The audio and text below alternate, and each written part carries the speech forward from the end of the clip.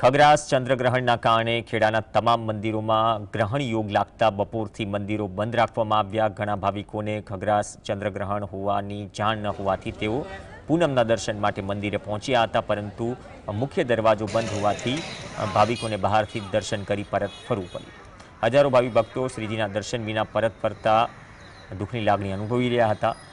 ઘણાએ ઉદ્ગાર વ્યક્ત કરતા કહ્યું કે જગતના ધણીને તો કોઈ ગ્રહણ લાગતું હશે। 4 વેદો અને ખગોળ વિજ્ઞાન અનુસાર ચંદ્રગ્રહણ અને સૂર્યગ્રહણ વર્ષાંતરે થતા રહેશે, જે હજારો વર્ષોથી માન્ય વિજ્ઞાન રૂપે અસ્તિત્વમાં છે। શાસ્ત્રો અનુસાર ગ્રહણ દરમિયાન નાહી ધોઈ પવિત્ર થઈને ભગવાનના મંત્રો તથા પાઠ કરવાથી ખગ્રાસ ગ્રહણ નડતું નથી। વેદ અને પુરાણોમાં પણ ઉલ્લેખ છે કે જ્યાં દુર્વા હોય ત્યાં લક્ષ્મીજીનો વાસ રહે છે અને મંદિર કે તિજોરીમાં દુર્વા મૂકવાથી નડતર થતું નથી। આજે ખગ્રાસ ચંદ્રગ્રહણ હતું તેનું અમને ધ્યાન નથી રહ્યું અને બપોરે 2 વાગે મંદિર બંધ થઈ ગયેલું છે, તેથી અમે આ દર્શન કરવા આવ્યા હતા પણ દર્શન થયા નથી।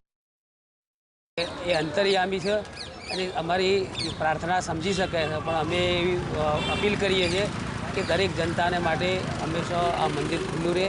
ગ્રહણ તો ભગવાનને કદી નડતું નથી, જનતાને પણ નથી। વિચારોનો જે છે એ અમારો સતત